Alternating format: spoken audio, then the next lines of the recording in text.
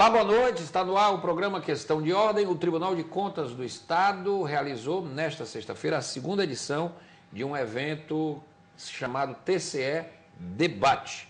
O tema do debate de hoje foi Finanças Públicas, o desafio dos estados, e foi uma palestra proferida pelo economista Raul Veloso. A palestra foi aberta, inclusive, a pessoas interessadas que fizeram suas inscrições, profissionais, não é, da área da economia, jornalistas e conselheiros, não é, do Tribunal de Contas. O encontro teve como palestrante o professor Raul Veloso e como debatedores o conselheiro Edilberto Pontes, que é o vice-presidente do Tribunal de Contas do Estado e o idealizador do evento TCE Debate. E também com a participação do professor da Universidade Federal do Ceará, pós-doutor em Ciências Econômicas, Jair do Amaral Filho. Eu estou recebendo hoje aqui no programa, com prazer, o economista Raul Veloso, que foi o palestrante desse importante debate realizado nesta sexta-feira aqui em Fortaleza. Ele é meu convidado hoje aqui do programa Questão de Ordem. O Dr. Raul Veloso é economista, é bacharel pela Universidade Estadual do Rio de Janeiro, mestre pela Fundação Getúlio Vargas e pela Yale University, nos Estados Unidos, é PhD em Economia, também lá nos Estados Unidos, professor da UERJ, da Escola Nacional de Administração Pública no Governo Federal, já foi coordenador de setores e áreas da pesquisa do IPEA, no Ministério do Planejamento foi secretário nacional adjunto, secretário para Assuntos Econômicos, foi membro do Conselho de Administração do BNDES, da Embraer e do IBGE. É atualmente consultor econômico e colunista dos jornais O Estado de São Paulo, o Estadão, e jornal O Globo. São de autoria do meu convidado, Dr. Raul, livros, né, que fazem uma avaliação sobre a questão da energia, sobre o excesso de intervenção estatal e também uma avaliação da situação econômica recente da Argentina, no livro Intervenção Estatal e Populismo, a Argentina do século XXI. É com o Dr. Raul Veloso, nosso programa, a partir de agora, você participa pelo nosso endereço eletrônico, que está aí no seu vídeo, você através dele pode interagir com a nossa produção e pode, evidentemente, você pode fazer algum comentário, crítica, sugerir temas, como os nossos telespectadores sempre estão sugerindo, para que a gente possa realizar programas aqui na TV Assembleia. Doutor Raul, boa noite, prazer em recebê-lo. Seja bem-vindo. Boa noite. Tudo bem? Qual é o grande desafio dos estados, quando a gente fala estado, o estado municipal, o ente estadual, o ente federal, nessa crise toda, tem a luz no final do túnel, doutor Raul, porque o que a gente vê muito é o ajuste, aí tem problemas no ajuste, o Congresso já disse que não vota o ajuste do jeito que o governo mandou, o governo passa por um momento de fragilidade política, isso evidentemente vai dificultar ele aprovar as medidas da forma como foi imaginada pelo ministro da Fazenda. Qual é o cenário que o senhor vislumbra aí nesse ano 2015? Pois é, eu acho que talvez a gente possa começar perguntando sobre a urgência desse ajuste. É de fato urgente? É de fato necessário? E aí eu acho que a gente pode dizer que não havia muita escolha. O governo teve de se empenhar e não só desenhar o ajuste, mas começar a implementá-lo, porque havia o risco no final do ano, desde o final do ano passado, de que a gente perdesse o país, o selo de bom pagador das agências internacionais de risco. Isso é muito ruim. Que nos avaliam, e isso seria muito ruim. O país poderia entrar numa crise de liquidez, que significa não ter dinheiro para fechar o caixa, nem em relação ao exterior, nem tampouco em relação às contas do governo. Então, que, aliás, não fecharam, né, doutor? A lei foi mudada, né? A lei de responsabilidade fiscal, houve uma alteração para que não se incorresse aí, num descumprimento de uma legislação.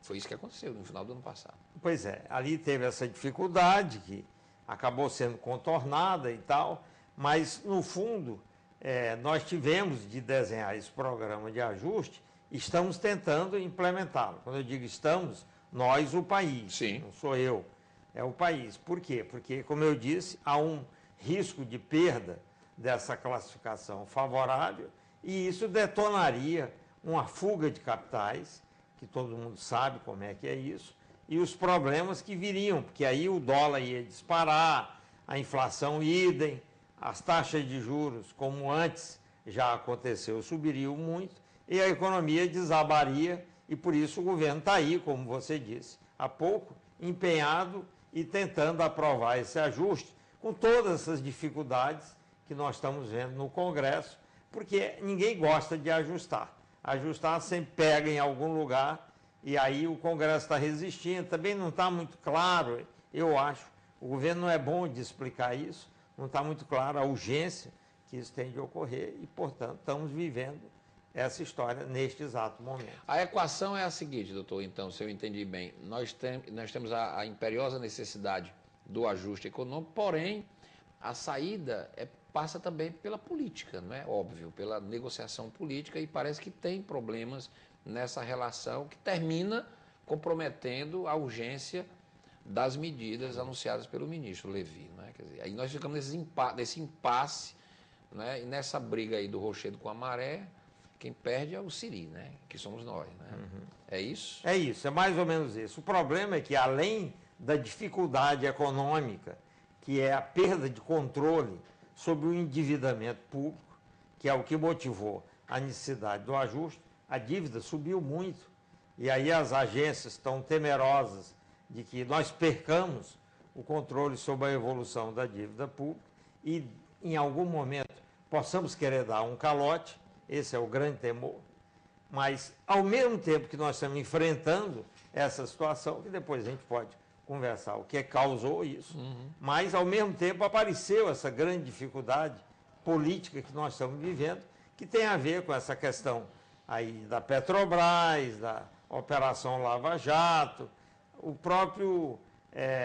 a própria dificuldade de o governo se relacionar com os partidos da tal base de sustentação política e, portanto, o momento para o ajuste, obviamente, não foi o melhor momento que poderia ter ocorrido, porque ele está ocorrendo na hora que o governo tem que pedir a colaboração do Congresso.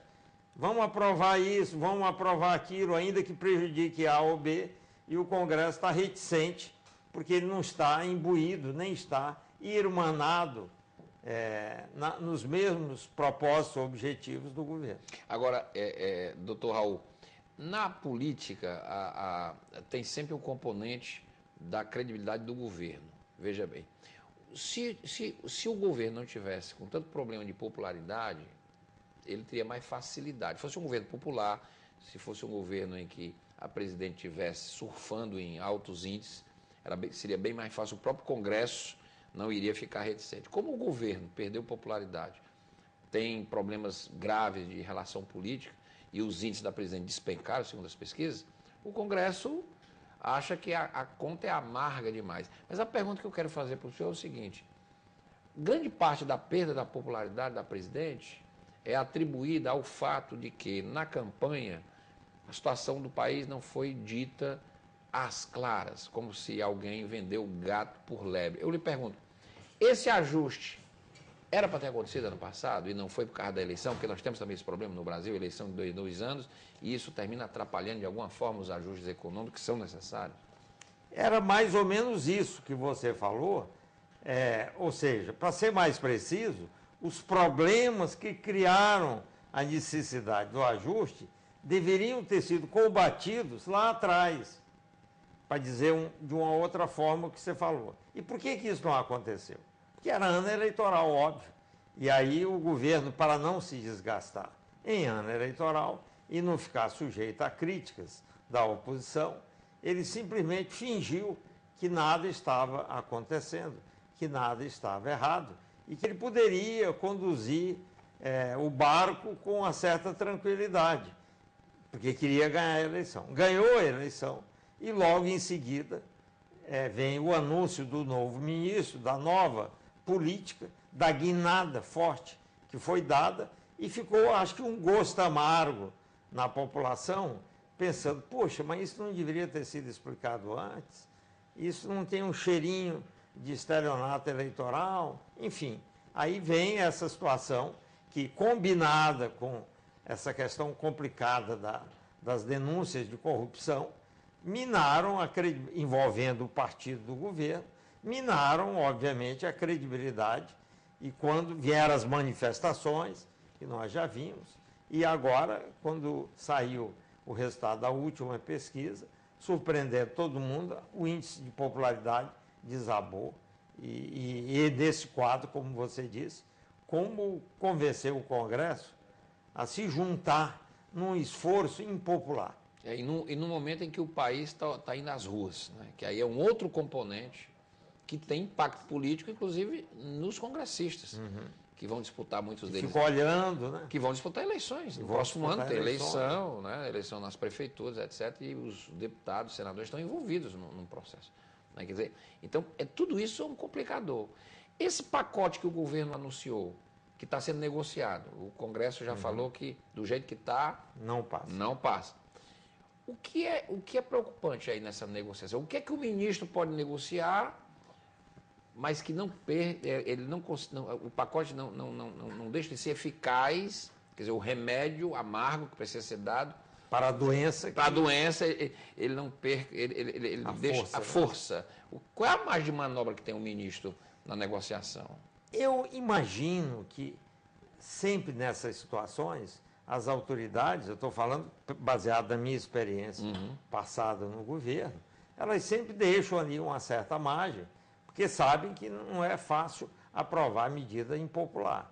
E aí pode ser que haja alguma coisa guardada no bolso do colete, para que na hora que falhar aqui, entra algo que possa substituir. A situação é tão complicada que eu espero que ele tenha feito isso, porque senão volta aquela história que eu falei. A gente perde essa classificação de bom pagador e depois vem uma onda de problemas da mais alta dimensão. Ou seja, que ele tenha sinalizado algo bem maior para dar uma margem para ele recuar e mesmo assim manter o rumo da correção. A meta que foi especificada. O Brasil corre o risco de perder o controle da inflação. A inflação já beirou agora os 8%. O presidente do Banco Central foi à televisão e explicou que em abril a inflação volta a cair. É possível afirmar assim? Em abril, já que nós vamos ter um crescimento praticamente nulo este ano, talvez o Brasil cresça alguma coisa em 2016, mas de fato a economia brasileira já tem comprometimentos, né? A grande preocupação é a inflação, porque o Brasil teve uma luta titânica para acabar com a inflação. Foram planos aí, se a gente for contar aqui, eu acho que a gente nem se lembra de todos. Né? E eu vivi a maioria. Não é? E aí veio o Plano Real, que foi realmente o tiro certeiro no coração da inflação. O Brasil experimentou esse período de equilíbrio econômico, que dá para planejar melhor o país, etc. De repente a inflação volta a sair do controle. É preocupante, nós corremos risco de ter a volta da inflação naqueles moldes que a gente já vivenciou. Né? Olha, eu vou dizer um negócio que seguramente é polêmico, muita gente não vai concordar, mas, enfim, isso é da vida, né? O que eu acho é que esse é o menor dos problemas que nós temos hoje. Né? O menor, a inflação. É o menor dos problemas. A volta da inflação. Por quê? Por duas razões. Primeiro, porque nós já estabelecemos um sistema eficaz de combate à inflação e vimos aprendendo nos últimos anos a operar nesse mecanismo que se chama metas de inflação. Já aprendemos muito, ou seja, nós sabemos o que fazer. Por que a inflação piorou? Primeiro, porque na administração anterior o governo foi, vamos dizer, complacente com esse processo e o Banco Central foi forçado a se tornar complacente. Agora eu estou vendo a mudança que ocorreu. Apesar de ser a mesma administração no Banco Central, além de ter aprendido o que fazer, nós temos hoje claramente, com a vinda do Joaquim Levy, uma outra postura em relação aos assuntos econômicos. O governo deu uma guinada de 180 graus, inclusive nessa questão da inflação. A complacência que havia antes desapareceu. Então isso é um bom sinal. Mas tem uma coisa da qual nós não vamos escapar, que é o impacto de duas coisas, que nós sabíamos que iam acontecer. Um é o impacto da taxa de câmbio, que subiu muito e vai ter impacto nos preços. E o segundo é o impacto do reajuste das tarifas que estavam artificialmente contidas, em particular a tarifa de energia elétrica. Por sorte, o petróleo não precisou subir mais, porque o preço internacional caiu. Mas no caso da energia elétrica já foi feito aí um grande reajuste, mas pelo sistema que está aí, o que eu estou imaginando é que esses efeitos, não adianta muito você querer combater o efeito do câmbio e das tarifas sobre a inflação, ele é inevitável num primeiro momento. Mas ele pode se dissipar ao longo do tempo e aí a gente volta à inflação no nível que tem de estar, que é dentro daquela meta, aquele intervalo de meta, no máximo chegar a 6,5. Então, esse é o menor dos problemas, sinceramente. Talvez por isso o Tomini estava tão tranquilo quando anunciou o problema. Eu acho que ele é o mais tranquilo de todos, exatamente por isso. Porque ele sabe disso, sabe que mudou a postura, sabe que esse efeito não tem como evitar, Inês está morta, vai ter de absorver, vai dissipar, mas vai dissipar com o tempo, e desde que ele mantenha a rédea das taxas de juros, porque antes parece que ele não tinha as rédeas. As taxas de juros eram que nem uma carruagem em que os cavalos correm e o sujeito está conduzindo, não consegue segurar a rédea. Agora, parece que deram as rédeas para ele. Entrou um cocheiro para dar domar o que seria a parte que precisar ser feita, ele fará mais adiante. Por que o consultor estrangeiro, o mercado estrangeiro está olhando o Brasil com tanto pessimismo? A julgar pelo Financial Times, o jornal britânico tem escrito editoriais muito duros, dizendo que o Brasil está descendo a ladeira. Por quê? É exagerado isto? Eu acho que no caso do Financial Times, sim. Também é porque ele tem uma história recente muito complicada com essa administração. Atritos com a administração, com o ex-ministro Manteiga, não sei se você se lembra, já houve isso. Aquela visão, não é, da macroeconomia. E houve atritos pessoais. Então, vamos dizer, o governo Dilma não tem uma boa relação com o Financial Times. Ora, aí nós entramos nessa situação, vamos chamar assim, de pré-crise. E aí ele vai ter uma postura otimista, aliás, não precisa ser o Financial Times. Aqui mesmo dentro, eu que vivo atuando nesse mercado aí de consultas sobre a situação da economia, desde novembro que eu venho explicando para quem me pergunta que existem reais condições do novo ministro, dada a mudança e dado o fato de que é imperioso fazer a mudança, que há condições de retomar o controle. Ora, nessa hora aí você tem boa parte das pessoas, pelo menos era assim, ficavam me desafiando, não, mas nós vamos perder esse selo de bom pagador. E eu dizia, não vamos, não interessa às agências tirar o selo quando o país se arrumou, se reorganizou e está procurando fazer o que tem de ser feito. Mas muita gente tem um certo pessimismo, duvida, eu não tenho nada a ver com o governo Dilma, mas eu sei que o instinto de sobrevivência faz os políticos mudarem. E tanto o Financial Times como alguns setores aqui de dentro estão dizendo o tempo inteiro, não, vai perder, vai perder. Bom, anteontem, uma das agências importantes anunciou que vai manter. Então você vê que não é bem assim. Eu acho que há um certo exagero nisso. Bom, estou aqui com o doutor Raul Veloso, ele é economista, ele é consultor e ele está aqui no programa porque ele participou de um debate nesta sexta-feira lá no Tribunal de Contas do Estado. O TCE Debate é uma programação que o Tribunal de Contas está realizando. Essa foi a segunda edição do TCE Debate e o doutor Raul falou sobre o tema finanças públicas, o desafio dos estados, mas o debate discorreu sobre toda essa temática da realidade econômica, dos problemas, dos percalços da economia que a economia brasileira está enfrentando agora nesse início, né, de segundo mandato da presidente Dilma, com o ajuste que ainda não foi aprovado pelo Congresso e está aí, não é, uma disputa, uma discussão para ajustar e para que o Brasil possa encontrar um caminho seguro para sair da crise econômica. Eu vou fazer um intervalo, eu volto já e eu vou já discutir aqui com o doutor Raul sobre a questão do investidor brasileiro e o empresário brasileiro. O que ele está pensando? Ele parou o investimento? Como é que a economia brasileira pode avançar sem o investimento privado? Se o investimento privado está desconfiando das medidas ou da capacidade do governo de gerir a crise. Esse é um assunto que eu vou tratar já com o doutor Raul Veloso, meu convidado hoje no programa. Vou para o intervalo, a gente volta já.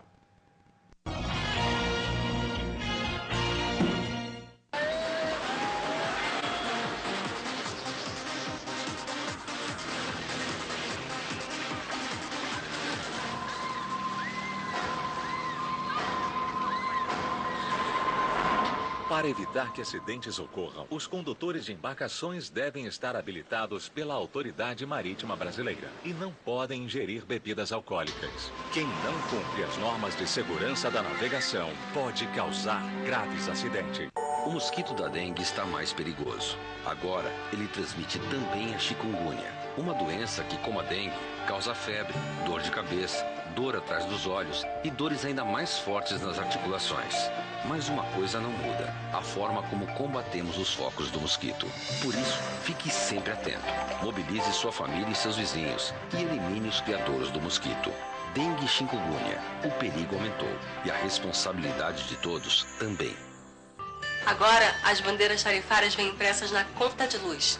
Elas indicam o custo real da produção de energia no país. Se a geração de energia no Brasil estiver favorável, você receberá a conta com a bandeira verde.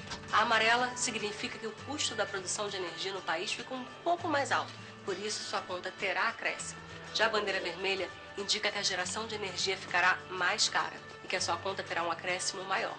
Com as bandeiras, você poderá controlar melhor o seu consumo. Voltamos com o programa Questão de Ordem. Estou aqui com o doutor Raul Veloso, economista, que esteve participando de um debate hoje no Tribunal de Contas do Estado, TCE. A programação TCE Debate, a segunda edição do TCE Debate, falou sobre finanças públicas e sobre a situação econômica do país. Doutor Raul, a economia do Brasil estagnou, né, em 2014. Teve um crescimento de 0,1%, segundo os números do IBGE. Um índice levemente superior ao previsto pelo Banco Central, que foi de menos 0,1, ou zero. A pergunta é a seguinte: o Brasil já está numa recessão? Economicamente, é correto dizer que o Brasil está entrando numa recessão por conta desses índices e da estagnação econômica? Eu acho que é um certo exagero dizer isso, por enquanto. Por quê? Porque, de fato, é uma pena que não dê para mostrar isso aqui.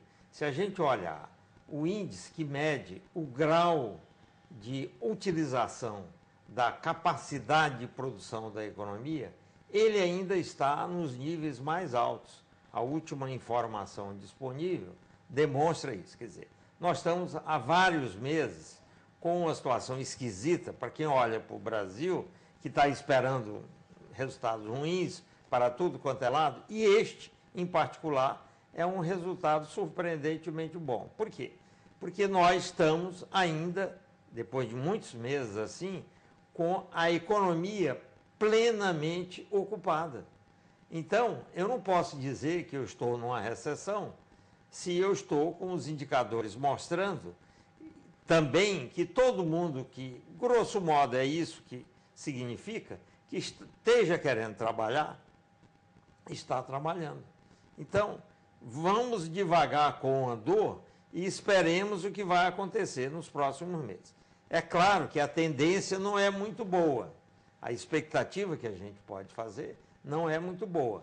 Mas ainda não está, eu acho que essa era a sua pergunta, caracterizada uma situação recessiva. Porque o desemprego tem aumentado, né? Tem uma fala... Pouco, a estatística não mostra não isso mostra aí. ainda, né? Porque tem uma fala que diz assim: quando eu perco meu emprego, é uma crise, né? Mas quando o meu vizinho também perde, isso já é uma recessão, né? Quer dizer, mas ainda nós não estamos... Não há como demonstrar, por estatísticas, que nós estejamos Mas numa dizem que recessão. as empresas que estão aí envolvidas na Lava Jato já demitiram 100 mil empregados que estão direto nessas obras da Petrobras. Isso é preocupante. Mas esses números a gente precisa ter uma certa cautela. Não é bem assim.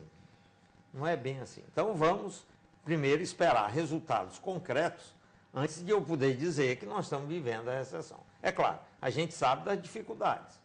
Aí a gente pode falar das dificuldades. O governo brasileiro, o senhor aconselharia, muita gente cobra do governo, e agora essa pauta chegou ao Congresso, o governo tem que cortar a carne, porque o governo pede sacrifício, a presidente vai à televisão, o ministro vai e diz, é hora de apertar o cinto, é temporário, etc, etc. Só que o povo reagiu, porque acha que o governo não dá o exemplo. Aí cita-se, tem ministério demais, é gasto demais, é exagero de gastos supérfluos, etc, etc, etc. Cortar ministério resolve alguma coisa? Do ponto de vista da economia, porque agora isso chegou no Congresso. O PMDB apresentou uma proposta para que esse reduzido está Muito vindo. espertamente. Sim, né? É político. Né? Aproveitou o momento, não é? Ele vai buscar o voto do próximo ano. Então. Mas o fato é que eu quero saber do senhor o seguinte, como economista. Essa conta reduz realmente o gasto, cortar ministério, dar uma enxugada na máquina, o governo deveria fazer isso? Acho que sim, deveria fazer. Mas tem um efeito muito mais psicológico do que um efeito concreto em termos de fazer a redução que nós precisamos fazer do Estado, no gás que estava sendo colocado pelo Estado no funcionamento da economia, que era excessivo. Esse é que é o nosso problema hoje. Na raiz do nosso problema do dia de hoje é que o governo colocou muito gás por vários caminhos e principalmente, talvez, pelo seu próprio modo de atuar, pelos seus gastos.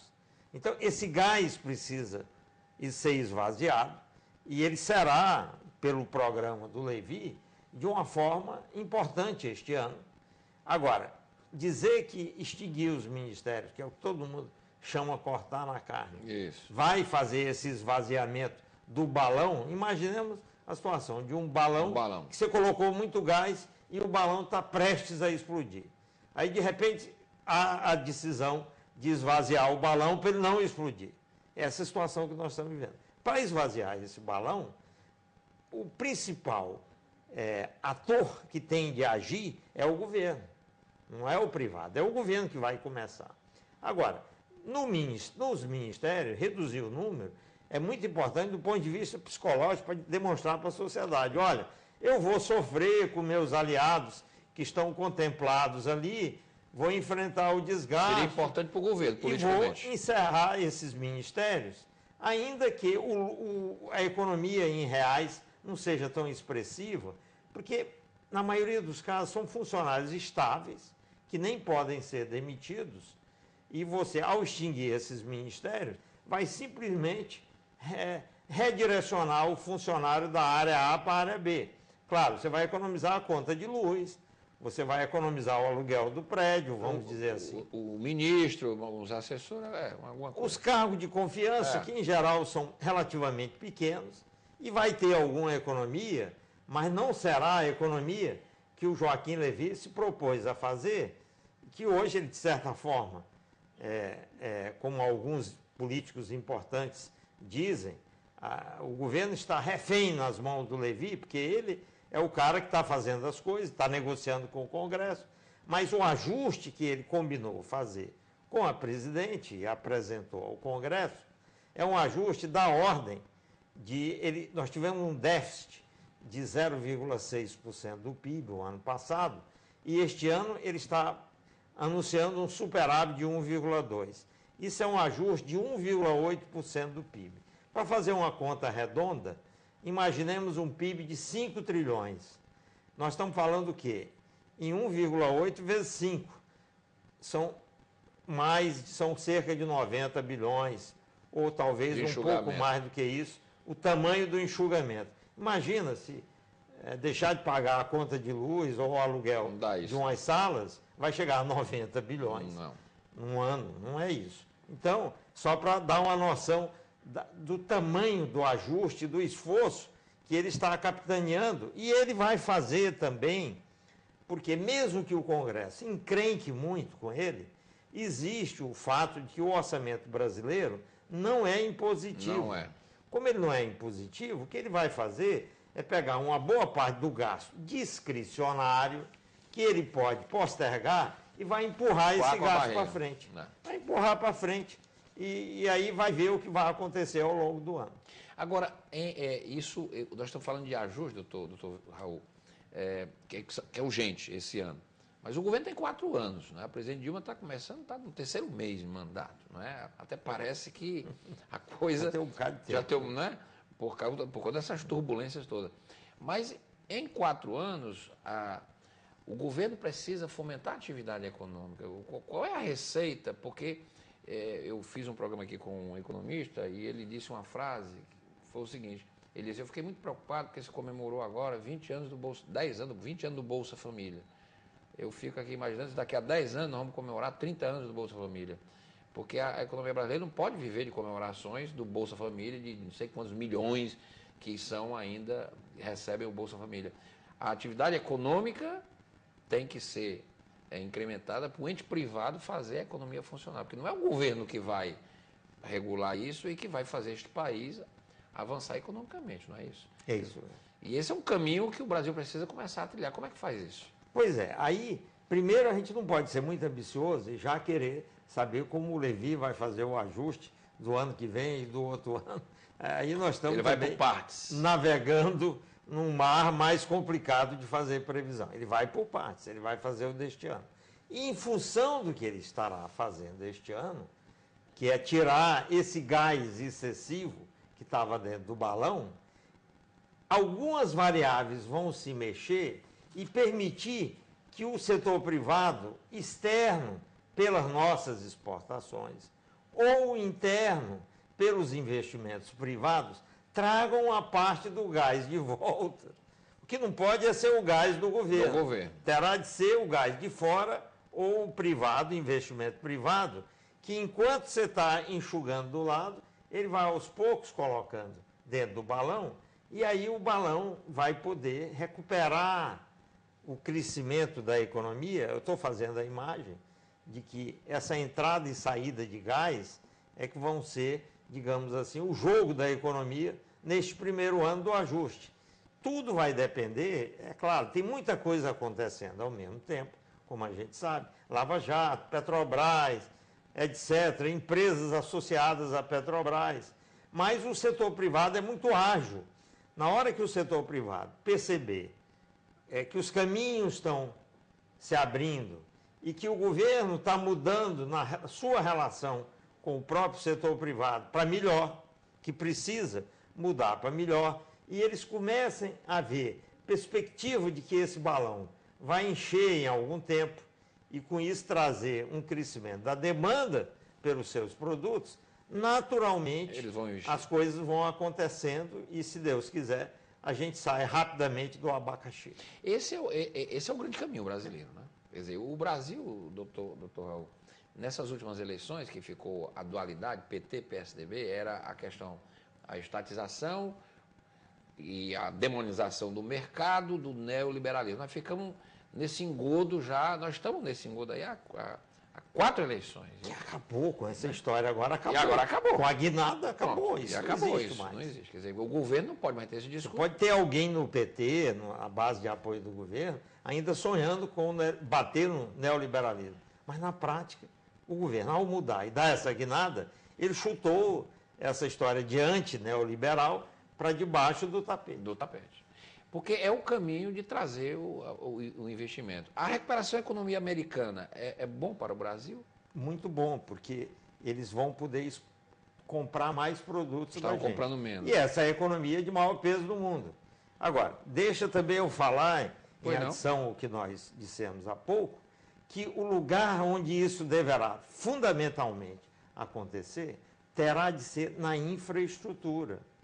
Este é o segmento para onde os empresários vão ter de se voltar e, como depende muito do governo, tem um grande papel para o governo desempenhar para remover entraves que hoje ele coloca. Desregulamentar essas então, coisas. como o governo mudou, deu a guinada, ele precisa completar a guinada. Eu até, uma das minhas colunas no Globo, eu coloquei como título o seguinte: que venham os levis.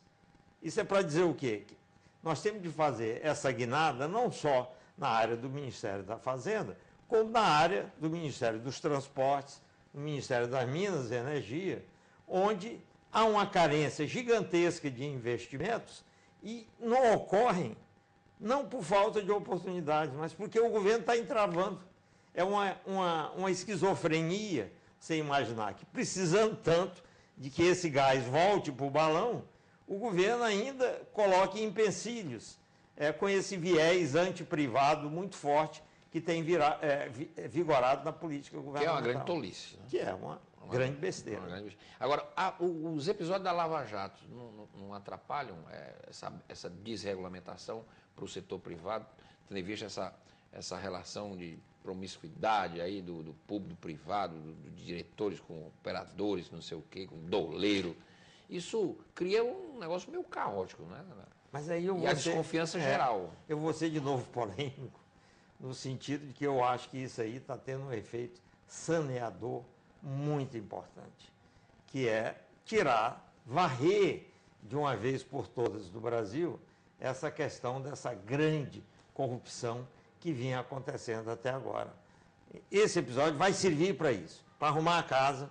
E as empresas Deus que são muito ágeis, o setor privado age muito rapidamente, ainda que tudo isso afete vários segmentos, como seguramente está afetando, o setor privado tem capacidade, isso é o seu normal, de reagir rápido e partir para outros negócios, encontrar outras soluções, se ele não conseguir trilhar os mesmos caminhos que antes ele trilhava. Existe muita esquizofrenia, o senhor citou essa palavra, por exemplo, na questão da Petrobras. Do ponto de vista econômico, a Petrobras não seria mais útil ao Brasil se ela fosse mais enxuta, não? Cuidando de coisas mais, como por exemplo, extração, que é a tecnologia que ela tem, águas profundas, etc.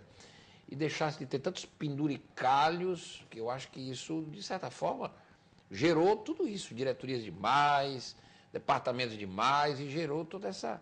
Não é? Essa quadrilha, não é? que se esquematizou nesse processo. O senhor não acha que a Petrobras... Quando a gente fala isso, aí alguém vai já dizer, gente, lá vamos querer privatizar a Petrobras. Não é Tem isso, sempre essa esquizofrenia. Né, já foi até tema de campanha eleitoral aqui no Brasil, a privatização da Petrobras. Mas o senhor não acha que economicamente para o Brasil, a Petrobras mais enxuta serviria mais ao país? Eu acho que sim. Em princípio, sim. Principalmente porque tem um modelo que o governo colocou lá para operar, o pré-sal, que é um modelo inadequado, esse modelo da partilha. Ele abandonou o modelo convencional de concessões e colocou um modelo que tem um envolvimento muito grande da própria Petrobras. E agora ela está sem dinheiro para tocar. Ela está sem dinheiro. Enfim, não é só nisso. Há muita interferência do governo em cima da Petrobras para ela fazer um monte de coisa que ela não tinha que fazer. Isso tudo eu estou acreditando. De novo, a guinada, a mudança, a nova administração, o novo jeito de funcionar da Petrobras vai mudar tudo isso. E não esqueça também uma coisa, o mundo está mudando nesse mercado. O preço do petróleo desabou. Muita coisa que antes, aliás, é uma boa oportunidade para ela dar uma enxugada relevante e uma mudada no seu jeito de operar. Muita coisa que antes poderia, em tese, se justificar, hoje não se justifica mais com o preço que está aí. Então, é um momento bom para chegar lá e fazer uma reestruturação que, em grande medida, já está acontecendo no setor privado, em áreas relacionadas com todos esses episódios que nós estamos vendo aí. Bom, doutor Raul, estou no finalzinho do programa, mas eu queria só puxar um pouco, aproveitar a sua presença aqui. O senhor escreveu livros, e um desses livros, o senhor fala Intervenção Estatal e Populismo, a Argentina do século 21, a avaliação da situação econômica recente da Argentina. Aqui na América Latina, a gente não consegue se livrar do populismo, não é? É a Argentina, o Brasil tem um pouco também, não é? A personificação, aí vem o Chávez, a Venezuela, o Maduro, etc. E o nosso governo, ele tem uma relação com esses regimes populistas. O que é que o senhor diz no seu livro? Qual é a situação? Por que a Argentina entrou nessa de uma desordem econômica a tal ponto de perdeu até a liderança que a Argentina teve em determinado momento? Isso é uma coisa realmente lamentável, foi bom que você tenha puxado. E a razão que eu fui atrás de estudar a Argentina, junto com outros colegas, e 2 deles argentinos, foi exatamente para mostrar aqui o que a gente não deve fazer. O objetivo era esse. Olha aqui, olha o que a Argentina fez e olha o que a gente não deve fazer. Os desmandos levaram, só para lembrar um efeito, levaram aquele calote da dívida externa, em cima do qual a Argentina ainda hoje está sofrendo, porque não tem acesso aos mercados internacionais. Veja que o Brasil, apesar do nosso populismo tupiniquim que existe, e por isso que eu fiz o alerta, o Brasil absorve, dos últimos 3, 4 anos para cá, se a gente olhar uma série para os últimos 12 meses, querendo dizer, é como se os anos fossem se deslocando mês a mês para ter uma tendência, nós vimos absorvendo capitais de fora da ordem de 100 bilhões de dólares em bases anuais, há 3, 4 anos. E continuamos, apesar dessa confusão, a absorver, a receber 100 bilhões de dólares anuais de capitais estrangeiros. Imagina que há não sei quantos anos, acho que foi 2001, o calote da Argentina, eles não recebem nada de fora de capitais. Imagina a situação de um país que, como o nosso, que hoje, que há 3, 4 anos vem recebendo 100 bilhões de dólares por ano, passar a não receber nada, que é aonde o populismo nos levaria, se fosse exacerbado. Mas nós temos populismo aqui, sim, e muito parecido com o da Argentina, em alguns aspectos, que eu espero que agora estejam desaparecendo. O principal deles, que eu posso referir, é o da energia elétrica. Nós congelamos o preço da energia elétrica, é isso que é populismo. No momento que já não tinha energia suficiente para atender o mercado. Imagina. Aí nós, mais do que congelar, reduzimos a tarifa de energia elétrica para o consumidor, quando já faltava energia. Não é um contrassenso? Você reduz a tarifa, o consumo aumenta, e como a produção, quer dizer, o consumo sobe, a produção está aqui parada, o buraco vai aumentando, e uma hora vem um problema de apagão generalizado se nós não tomarmos as providências. O Levi recebeu delegação para arrumar as tarifas de energia elétrica, elas estão sendo arrumadas, isso obviamente é um fator de desgaste, a inflação... Mas culpa do próprio governo, mas culpa que foi do fazer o governo. populismo indevido. Entende? Felizmente, este populismo foi abortado, embora haja ainda outros que, infelizmente, não vai dar tempo da gente abordar aqui, mas o livro sobre a Argentina destinava-se objetivamente a mostrar: Brasil, não faça isso, que você quebra a cara, que nem o nosso vizinho querido, que deveria ser um dos países mais bem-sucedidos do mundo, pelas suas riquezas, está numa péssima situação há muito tempo. Há muito tempo. Doutor Raul, eu queria agradecer. Agora, doutor Raul, rapidamente, nós ainda, apesar da importância econômica, uma economia grandiosa, o senhor acabou de dizer que recebemos 100 bilhões de investimentos estrangeiros todo ano, mas a nossa participação no mercado internacional ainda é muito pequena. Né? Por que isso? Porque nós,